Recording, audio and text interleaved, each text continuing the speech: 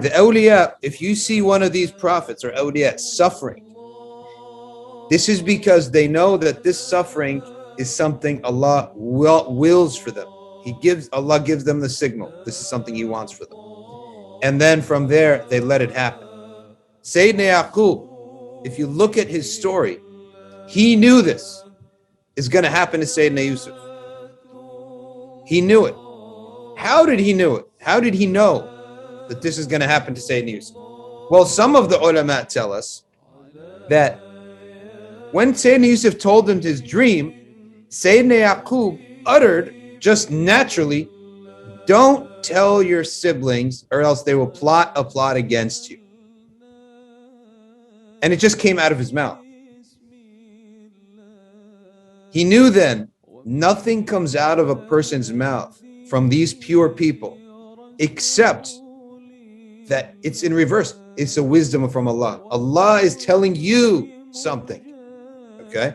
Just like Ibn Atta says, when your tongue issues forth a dua, okay, when you make a dua and you're persistent upon it, and you just keep doing different types of dua for this matter, he said at a certain point you can take belief that this matter is Allah's will for you, and that's why He's inspiring you. He's inspiring you to change your life for this sake. I want this so bad, I'm going to change my life. I want this so bad, I'm going to get up for tahajjud. I want this so bad, I'm going to recite Quran. I want this so bad, I'm going to do dhikr.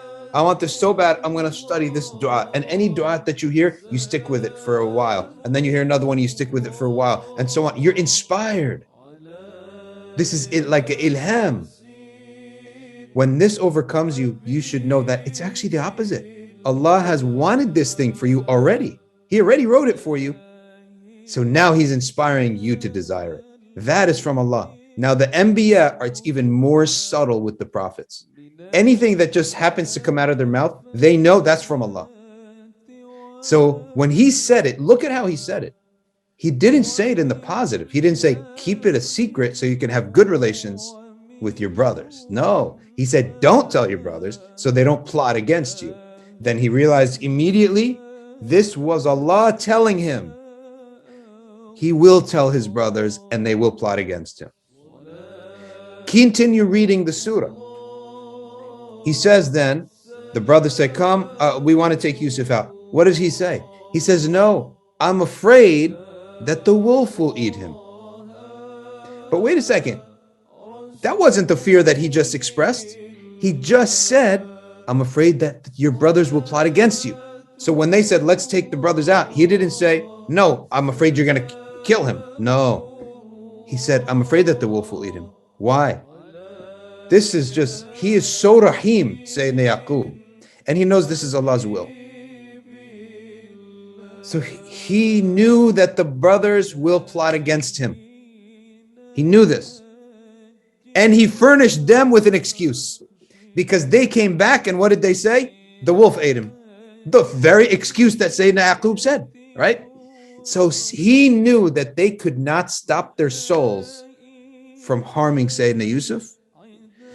So he reversed it. He provided them the excuse so that when you come back, you have something to say because you're going to do this. It's maktub. So you see how these awliya and these prophets, their relationship with what is written.